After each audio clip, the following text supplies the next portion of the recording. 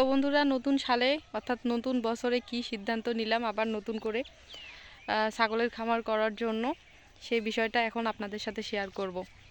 তো আপনারা জানেন যে আসসালামু আলাইকুম, শুভ সকাল বন্ধুরা।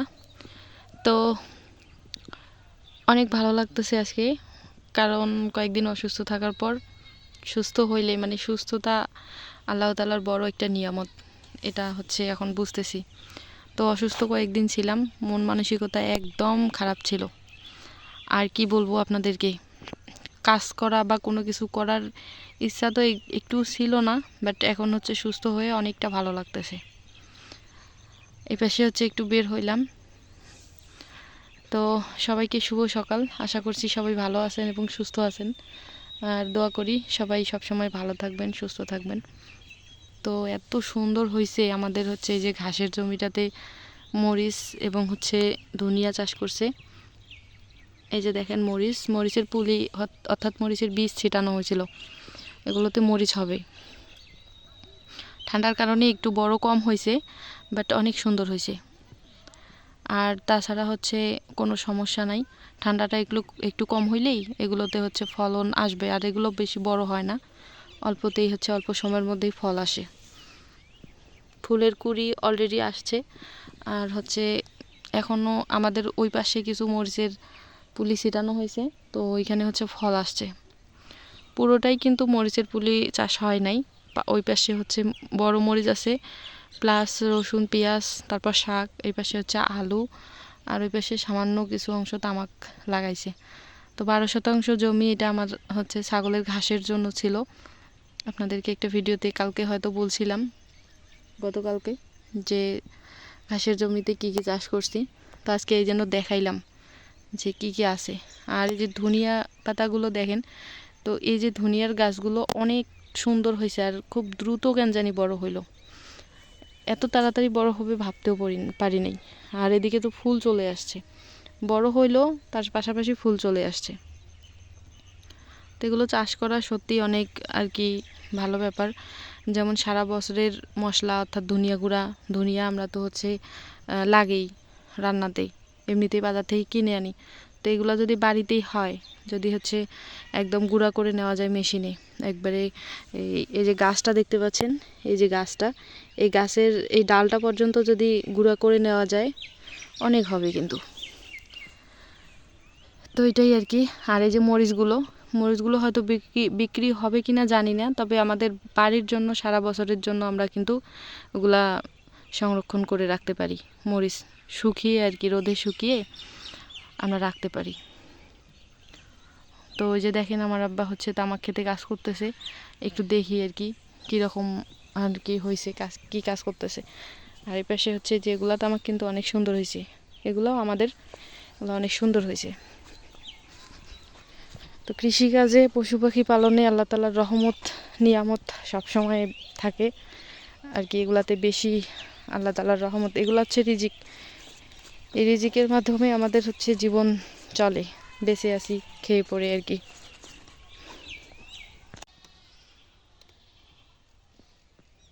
এই পাতগুলা কাল পরশু পানি দিলে পাতগুলো সব পাত হারিয়ে যাবে। আর কয়বার পানি দিবে লাগবে? আরো অন্তত 2-3 কেসেস। 2-3 বার? এই কালি একটা দিব, 15 দিন পর একটা, 15 দিন পর আর একটা দেওয়া লাগবে। তো বন্ধুরা, নতুন সালে অর্থাৎ নতুন বছরে কি সিদ্ধান্ত নিলাম আবার নতুন করে ছাগলের খামার করার জন্য, সেই বিষয়টা এখন আপনাদের সাথে শেয়ার করব।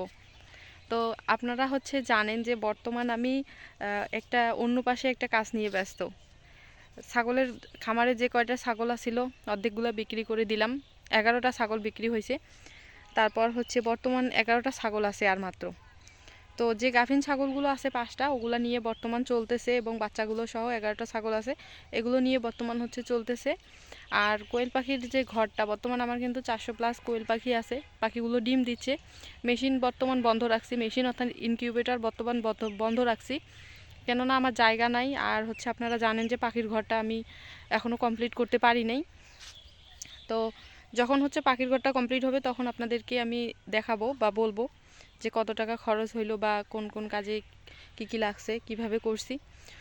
তো আজকে হচ্ছে পাখির ঘরটা মানে মেঝেটা ঢালাই দেওয়ার জন্য আজকে ইট আসার কথা, এখনও আসলো না। আজকে আসবে কি না তাও জানি না, বাট সমস্যা নাই। কিন্তু আজকে সিমেন্ট আসছে, তারপর হচ্ছে বালি আসবে আর কি। তো খুব তাড়াতাড়ি অর্থাৎ এই 1 তারিখের মধ্যেই আমি কাজটা শুরু করে দেব, ঢালাইয়ের কাজটা। তারপর হচ্ছে বেড়ার কাজটা, ওটা দেরি হবে না। তা কাজটা কন্টিনিউ করে অর্থাৎ কাজটা শেষ করে কমপ্লিট করে আমি হচ্ছে ইনকিউবেটর চালু করব। তখন থেকে চলবে আমার কোয়েল পাখির বিজনেস, অর্থাৎ পাখির খামারটা বড় করার জন্য যে কাজগুলো করা তখন করব। আর যে নতুন করে যেটা সিদ্ধান্ত নিলাম সেটা হচ্ছে যে কোয়েল পাখির ঘরটা কমপ্লিট করে কোয়েল পাখিগুলো হচ্ছে তুলব। যখন হচ্ছে এক পাশে হয়ে যাবে এক পর্যায়ে, তখন আমি আবার হচ্ছে ছাগলের ঘরটা নতুন করে দেব।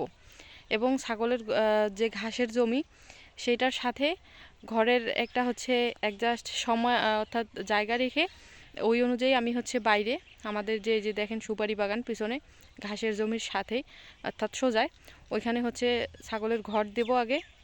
একদম হচ্ছে তার পারফেক্ট একটা হচ্ছে পরিবেশের যেটা লাগে আর কি ছাগলের জন্য ঘর, একদম আধুনিক মানসম্মত ঘর দেব। তারপর আমি নতুন জাতের ছাগল নিব এবং আমি এবার হচ্ছে সিদ্ধান্ত নিয়েছি যে ক্রস ব্রিড নিয়ে কাজ করব। ব্ল্যাক বেঙ্গল হচ্ছে মা ছাগলগুলো থাকবে হাই কোয়ালিটির ব্ল্যাক বেঙ্গল, এবং যে ব্রিডারটা থাকবে ওইটা হচ্ছে উন্নত জাতের কোনো একটা অর্থাৎ বড় জাতের একটা ব্রিডার। তো যেহেতু হচ্ছে মাংস উৎপাদনের জন্য আমি করব এবং হচ্ছে পাশাপাশি ব্রিডিং ফার্ম, কাজেই আমার মনে হয় যে আমি যদি হচ্ছে ক্রস ব্রিড নিয়ে কাজ করি তাহলে হচ্ছে ছাগলের বাচ্চাগুলো দ্রুত বড় হবে আর ওয়েট বৃদ্ধি হবে। পাশাপাশি আমার ঘাসের জমি আছে, সেখানে আমি মুক্ত চারণের জন্য খাওয়াবো, অর্থাৎ সেইভাবে লালন পালন করব যাতে করে আমার হচ্ছে অতটা পরিশ্রম না হয়। এই যে দোলার থেকে ঘাস সংগ্রহ করা বা হচ্ছে ঘাস কেটে আনা, এভাবে কিন্তু অনেক সময় যায়, পরিশ্রম হয়, অনেক খাটাখাটনি যায়। তো এটা যেন আমার একটু হলেও কমে বা আমি যেন হচ্ছে একটু ভালো মতো করে কাজটা করতে পারি, যেহেতু কোয়েল পাখির হচ্ছে কাজ করতে হয় এই জন্য আর কি। তো এইটা ভাবলাম এইরকম করে করব, তবে একটু দেরি হচ্ছে আমার, কেননা ওই পাখির ঘরটা নিয়ে একটু ব্যস্ত আছি। ওই কাজটা কমপ্লিট করে রানিং করে তারপর আমি ছাগলের ঘর দেব এবং হচ্ছে ছাগল কিনবো, তারপর হচ্ছে এই কাজটা কমপ্লিট করতে হবে আমাকে, এইটাই আর কি। তো নতুন বছরে এই সিদ্ধান্তটা নিলাম, সিদ্ধান্তটা কেমন হলো অবশ্যই কমেন্ট করে জানাবেন। আপনাদের সাথে শেয়ার করলাম আমি বিষয়টা। অনেকেই দেখতেছেন যে ছাগলের খামার নিয়ে সবসময় ভিডিও করি, আপনাদেরকে অনেক সাজেস্টমূলক ভিডিও দেই, কিন্তু হচ্ছে আমার খামারে ছাগল নাই বেশি, তাই না?